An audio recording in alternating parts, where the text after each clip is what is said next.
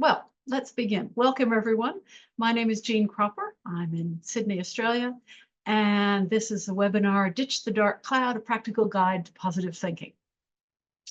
And let's see, if you've become a pessimist, a cynic, or dealing with depression and want to change that, or simply understand why that can happen, you're in the right place. I'll give you a mix of personal experience, research, and specific techniques to shift your consciousness from negative to positive. Okay, looking at the workshop or the workbook, the three biggest misconceptions that will instantly sabotage your positive thinking practice. First is the feeling that I can't control my mind, seeing yourself as a passive victim of life rather than being in charge of what happens to you and your thought processes. You do have choice of how you respond to events and how you perceive them. Now, if you're dealing with post-traumatic stress, it can be very hard to manage the chatter in your brain. That can be quite overwhelming, but it certainly can be shifted and it can be done. Ellen J. Langer at Harvard University has researched this extensively and written two very readable books about mindfulness and about the power of our mind over our health and well-being. And I'll give those to you at the end. So, but having the sense that your brain is separate from your body or out of control and that you can't control it, it isn't true, though it does take learning some specific skills to regain control in times of stress. And that's one of the things I'm addressing today. And the second one is that negative thinking is annoying, but that it doesn't have any significant effect on your health. And that's not true. That's the second misconception. What is psychological does become biological, and I'll go into that in more detail. Negative thinking does have a very significant effect on our health and our well-being. The third one is that small steps don't add up to anything bigger. So it's very easy to assume that a change won't work for you, or that small things that you do day to day won't make a difference. But those are the small things that do add up to a great deal of difference.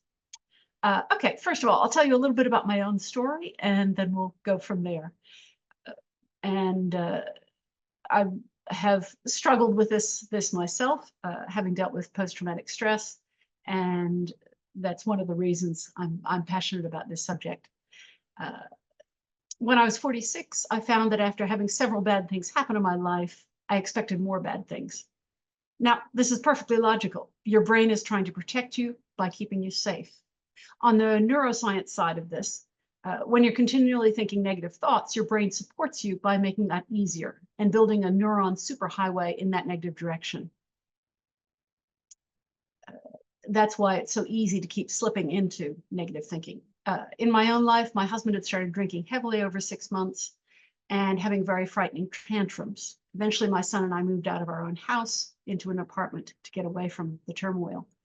My husband and I got divorced. I had major surgery, and that was just the week after my divorce came through. My contract was ended at work, and 2 weeks later, my brother-in-law committed suicide. So looking back, it made perfect logical sense to worry about what would happen next. However, it makes life miserable and leaves you constantly fearful and on alert. I was always worrying about potential crises and accidents, and I was wearing myself out with fear and negativity. So I really wanted to make a shift. And just looking at your workbook, on the big picture, we do have much more control over our mental state than we realize. So control is in there. This hidden potential can dramatically transform our well-being. So potential is the word that goes in there. And the barrier isn't our capacity, but our lack of knowledge. So learning new information about how our brain works and how we can shift it can make a great deal of difference and give us back that sense of control. These vital skills are learnable and very much within reach. By mastering them, we can reshape our emotional landscape and our life experience. As to why this is important. Okay, the consequences of negative thinking are quite substantial. You see problems, mistakes, and challenges everywhere. The world looks bleak. It's very easy to spiral into negativity and depression. Negativity and worry flood your body with adrenaline, cortisol, causing more anxiety and stress and increasing blood pressure and headaches. And often this lowers your motivation. So there's very significant changes when you're stuck in a negative thinking spiral. Stress hormones can interrupt digestion. Many people with anxiety and stress have issues with heartburn, colitis, nausea. Personally, I had several food intolerances for 4 or 5 years, and that made it very difficult to eat out and had to change my diet. However, 5 years later, when I was more healed, more calmed down, less stressed, my food intolerances just faded dramatically. So it was very, very interesting. I had a chiropractor who was also an acupuncturist and a kinesiologist, and he was saying, hey, Jean, these aren't permanent. If you change your mental state, your well-being, if you do more healing, those food intolerances can go away, which was very true. When there's less adrenaline, less cortisol in your system, digestion works better, because when you're under fight or flight, when you're in high alert or under high stress or in trauma, then the body systems that aren't needed shut down, and that's your immune system and your digestion are sort of shut back to allow you to run away from bears or car accidents or whatever crises. But if you stay in that high stress state, then it affects those systems long term and affects your well-being. Let's see. Yep, stress hormones also impede high-level thinking, such as creativity, decision-making, and planning ahead. You miss opportunities, you miss the joys, and miss opportunities.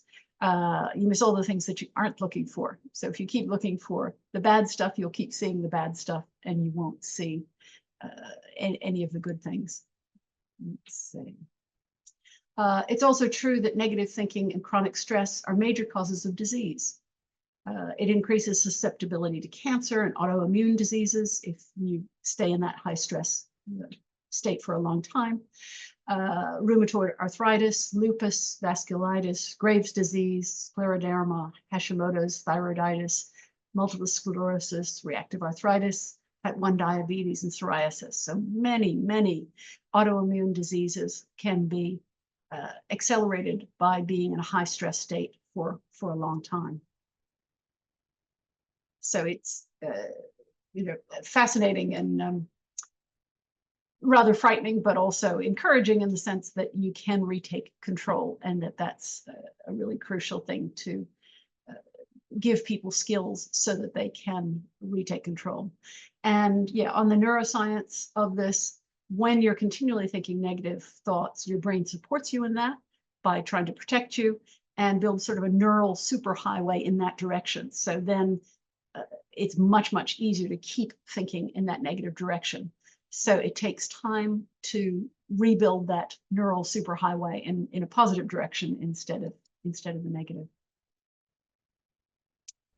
Okay, on the flip side, the benefits of positive thinking. When you're looking for positive things, you start seeing more opportunities. You start seeing more of the positives. When you're stuck in the negative, there can be opportunities right in front of you and you just don't see them. There can be people being kind to you and you just brush past them and don't really take in the joy of that. So it's really quite amazing. There have been a lot of studies of examples where people simply didn't see what's directly in front of them because they were expecting something different. It's quite fascinating.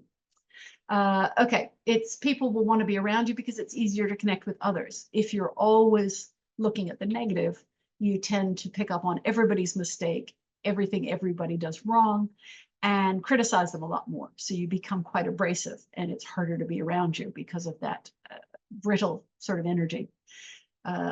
However, when you're positive, you're noticing the good stuff. You're noting what people do well. You tend to compliment people more. And so it's much more pleasant to be around you. So the simply shift in thinking makes a subtle shift in behavior that often we ourselves aren't aware of, but the people around us definitely are. It's easier to think, to learn, and to organize information in your head. When there isn't the brain chatter of negativity, it's much easier to think clearly. Yeah, and your digestive system will work better. So as I said, your things like food intolerances can fade. Digestion working better will make you feel better. You'll have more energy. You'll have more nutrition being absorbed by the body.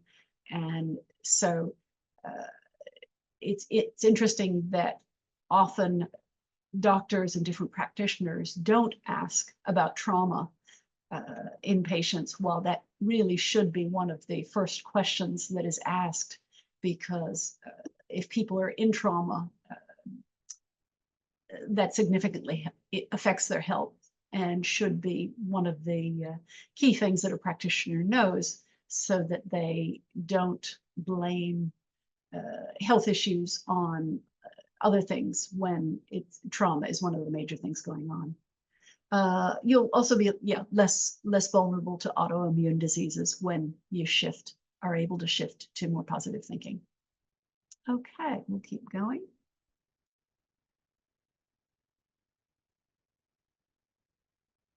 Okay, I'm just going to name the 4 steps for the workbook, and then we'll go into each of the 4 steps for more detail. So these are 4 steps to shift your brain from negative to positive thinking. Now, the reality is there's many, many different things that you can do as part of this shift. I'm simply going to cover a few of them that are achievable and easy enough to explain within the time period we have. So first of all is the awareness step.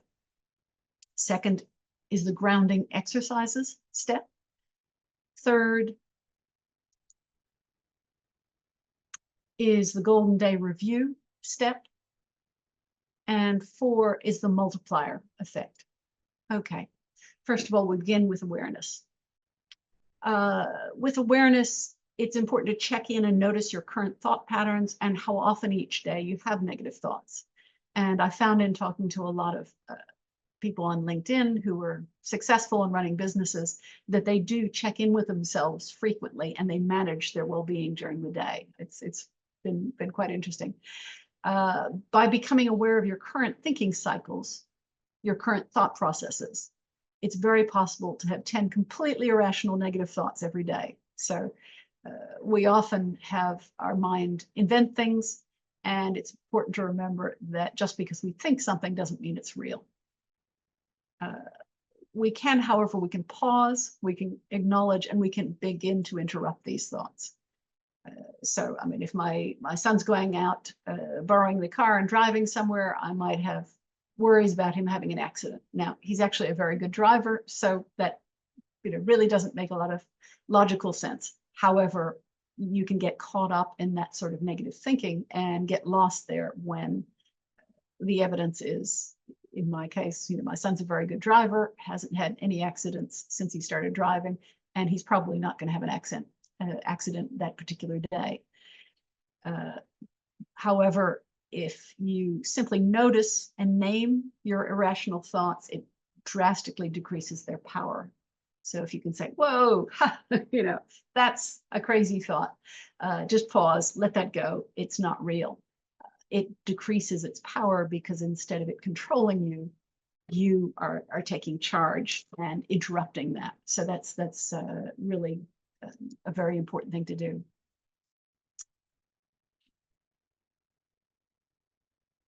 Okay. Just last on the awareness, I met a man at a business conference some years ago named Michael, and we had a chat about downhill skiing. And when he was skiing, he kept hitting trees. And so he was concentrating on not hitting the trees and being more careful. And, I'm not going to hit the trees. I'm not going to hit the trees. Well, he kept hitting more trees. And then he realized that he was focusing on the problem, focusing on trees. So unconsciously, he kept steering himself into them and hitting the trees. And then he realized, well, let's see, what if I focus on the spaces? What if I focus on the trail and the spaces between the trees? And lo and behold, he stopped hitting trees. So he was sort of laughing at himself, but it had been an issue for a couple of years. And he finally realized that he was causing the problem, that it wasn't that there were too many trees or anything like that. It was his mindset that was actually creating the accidents. So it's yeah, it's important to remember that simply by shifting your focus, you can shift quite a bit in your own life. Okay, step 2, grounding exercises. Okay, grounding exercises are very good when your mind is overly negative or busy, or just wrapped up in spiraling thoughts. You might be answering a whole bunch of emails or in the middle of a negotiation on a project and figuring out strategy. Your brain can get very caught up in thinking and thinking and thinking. It's very good in those situations just to take 5-minute breaks and to pause, to reconnect to your body and to your senses and to the present. And in doing that, even just once a day, can significantly calm your nervous system, and it can shift your happiness level for the whole day up a couple notches, simply because your whole body is calmer and your brain has had a chance to recharge, and you're more connected to the body and to your present, so you're more able to act in the present. Now, there are many, many grounding exercises, and I include several of these in my meditative drawing workshop, but I wanted to go through one today. Okay. Yeah, so the benefits are that it's easier to concentrate, it's easier to connect with others, and you'll have more clarity of mind to be present and to be productive. Okay. All right, if you're comfortable, just shut your eyes and pay attention to the sounds around you. They may be sounds you usually ignore. Is there an air conditioner or a heater? Just listen. Is there a car going by? Are there pets in the room that are breathing? Is there a hum of a laptop fan? Is there conversation in the next room or on the street? Just listen for a moment. How many different sounds can you name? Next to smell. Can you smell anything? Has food been cooked near you? Is there a shop next door? Is there a cold cup of coffee on your desk? Are there exhaust fumes from the road or a bus gone by? A mown lawn? Just take a moment to see if there are any smells that you can notice in the room that you're in right now. And just come back to the room. You might open your eyes and push your feet into the floor. Just feel the muscles of your legs working. Just feel the surface of the floor. Push and hold to the count of 5. Then relax your legs. Notice your spine and how you're sitting. I'm often sitting a bit lopsided. Just notice. Then feel the chair that you're sitting on, the surface you're sitting on, and how it supports you. And then take some gentle breaths in through your nose and some gentle breaths out. Breathing in and breathing out. Just look around you in whatever room you're in, whether it's an office or the dining room or the kitchen table. Can you see anything black? Name what it is. Can you see anything blue? Is there anything red in the room that you can see around you? And then just coming back to the moment, and that here we are on the webinar together. Just look around you and come back to being here. Now, as a grounding exercise, we've just gone through sound, we've gone through smell, and we've gone through sight. And just checking in with your senses brings you back to the present. And that's particularly useful because if you're in negative thinking or in depression, you're usually ruminating about things in the past. And coming back to the present in a grounding exercise just halts that for a little while. And if you get into anxiety, that's usually worrying about something in the future.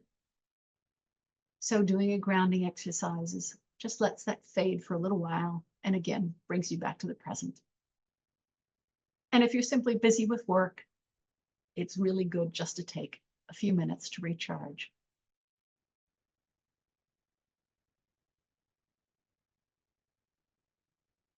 Okay, so that's the grounding exercise. Oh, and if you've got any questions or comments, please put them in chat and I'll check them every once in a while. So I really appreciate any questions because if I'm not going to answer them in this webinar, I can always set up another one that will focus on a topic that's of interest. Okay, the next step for shifting from negative to positive after awareness and after grounding exercises is what I call the golden day review. And this is sort of my own variation of what can be a gratitude exercise. It's a 10-minute end of the day ritual that has two parts. It's a powerful happy brain technique that can change how you remember your day. And it's much better than pills or alcohol, and it alters your brain chemistry to remember the positive. And this specific one is from what's a book called The Happiness Advantage. And I'll give you these books at the end that the research has come from. There's been some very interesting research into positivity and happiness and the tangible difference it can make. So the hero exercise is basically just taking a few minutes at the end of the day to say, what did I handle well today? And sometimes these things are small. It might be that you didn't snap at someone who's baiting you in a conversation. It might be that you made a phone call that you didn't really want to make, but you were brave in doing that. It could be very big things. You might have landed a new account or reconnected with someone that you'd had a difficult relationship with.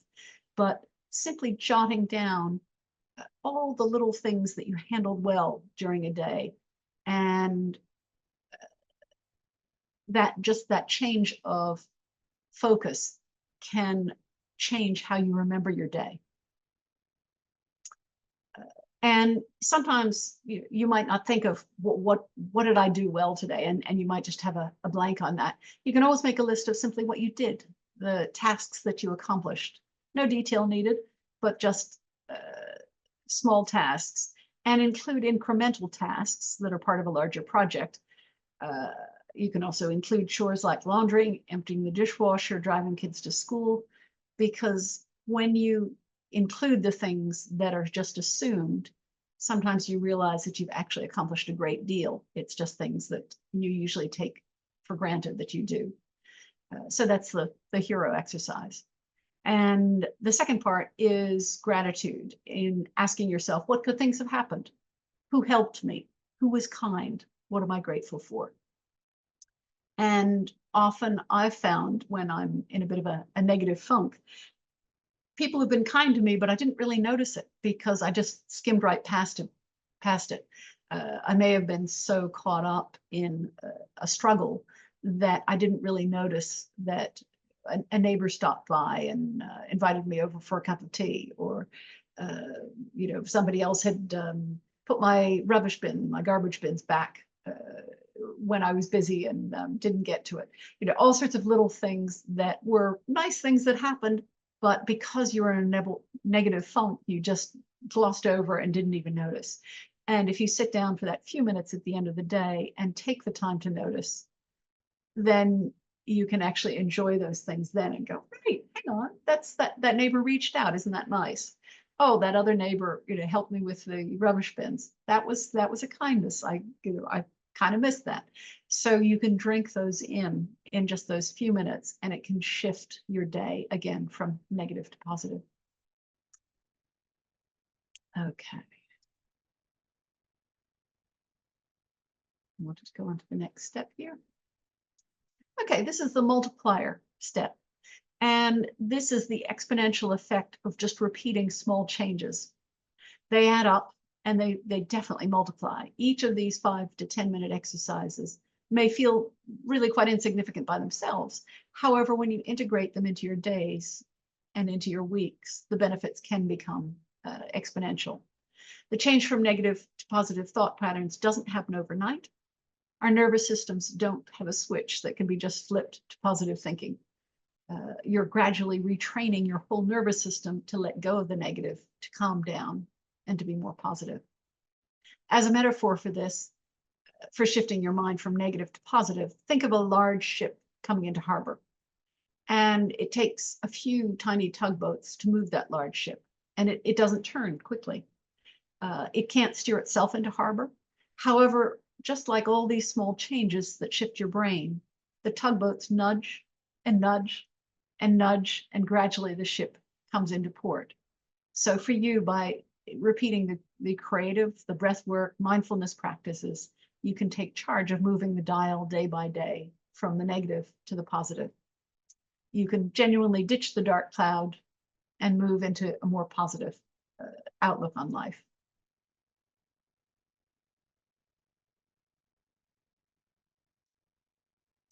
Yep, and just say if you can see that, the books. Yeah, but yeah, so there are many different mindfulness exercises and many different grounding exercises. I go into those in more detail in each workshop that I do, but they are very useful short exercises that really can bring us back to the present.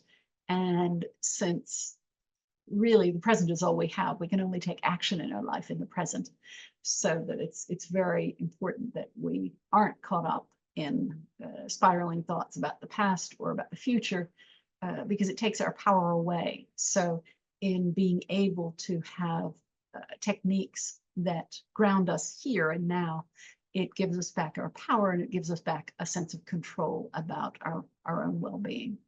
And if you haven't already, you're welcome to connect with me on LinkedIn. And I'd just like to say thank you very much. And if you've got any questions, please put them in chat, and I will look forward to hearing from you.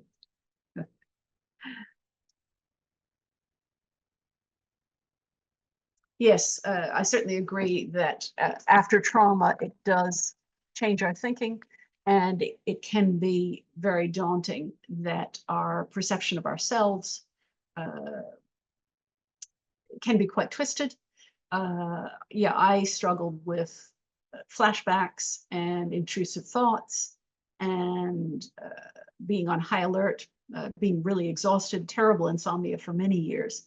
And it's taken a lot of work to shift that. I see from Susan is talking about complex PTSD. So yes, that I absolutely get that. I felt for a lot of years I didn't have control of my thoughts, and it took me some time to do some healing to be able to dive into that. Sometimes the symptoms are so strong you don't feel you have control.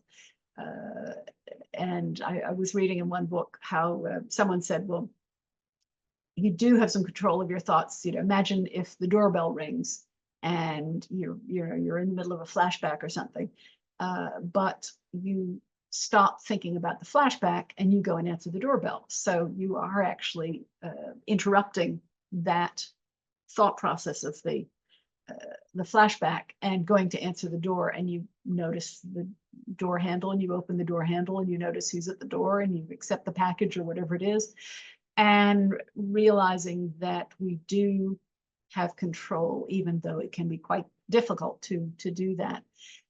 For me, with complex PTSD, I saw healing as a mix of a few things. One is first managing symptoms, and that's really what I've been talking about today, learning to manage some of your mind processes to manage the symptoms of stress or PTSD. Secondly, I think you need different ways of releasing strong emotions, and that could be playing an instrument, it could be running, it could be artwork. It could be making things. It could be, pounding clay on a wheel. Yeah, all those sorts of ways of releasing strong emotions. Then also, to me, it's also crucial, and Bessel van der Kolk talks about this, about that trauma is held in the body, and that after trauma, part of healing is that you need to release that from the body.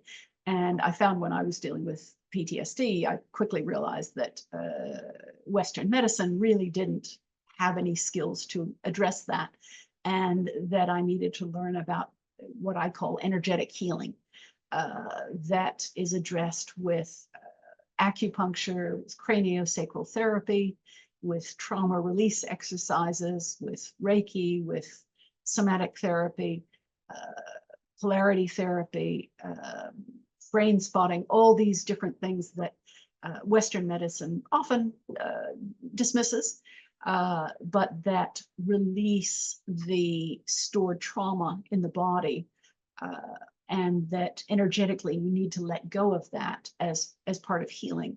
And for me, starting to explore all those different sorts of healing modalities was a bit of an adventure, because they weren't something I knew about, but realized that I needed to go to new sorts of practitioners to address healing issues that was new for me. But that in addressing that and going through some years of treatments, I gradually realized that I was getting back control of my brain and able to calm my nervous system more. And then therapy, I think, also has a place where it can help you make sense of things, even that don't make sense. I've often found with looking back in therapy, you have more sense of the context that things happened in, while at the time there may have been a lot of things going on around you that you didn't understand, and later look back on decisions and say, why did I do that? And when looking back, you're able to put pieces together and understand the context that things were happening in, and that can help make sense of things. And I'm not sure about forgiveness necessarily, but being able to let go of emotion because of understanding what was going on. Just reading, okay, asking about imposter syndrome. Yes, certainly, I think imposter syndrome is one of the issues with people with PTSD, and just feeling like you aren't worthy, or yeah, you don't quite belong where you should be, or that where your skills put you, and feeling like you don't really measure up when you actually do. I think that's, yeah, certainly common. And also, if you're dealing with a great deal of chatter in your head, or you've had negative or abuse situations, it's very easy to have a very distorted view of self. One sort of metaphor that I found very helpful was that if you've been through trauma or abuse, you're looking at itself through a broken or distorted mirror. And even if you're looking in the mirror to trying to make sense of self, then if that mirror is broken or distorted, your view of self is also distorted. So the insights that you think you're getting will not really make sense. They'll not be grounded in reality. So in doing healing, you're healing your mirror as well, and getting a more realistic view of self, and then it's much easier to have insights that are more accurate. Yeah, so that's good. Yeah, so I'll say thank you very much, and go on from here. In a couple of weeks, I'll be doing a session that's around PTSD and symptoms and insights around that, and I'd be very glad to have you come visit back. So I'll just say thank you today, and if you want to add any other comments, I'd be glad to hear them, and stay in touch, and Thank you. I hope this has been useful for you.